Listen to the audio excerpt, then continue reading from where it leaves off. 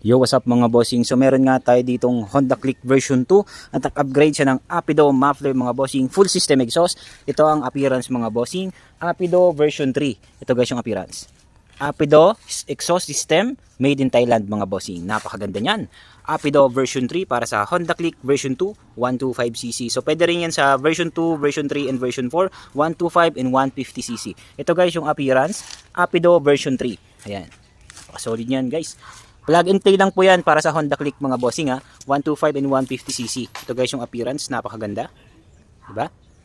Solid na solid yan mga bossing. So, Rapido version 3 mga bossing, napaka-solid ng tunog. Grabe.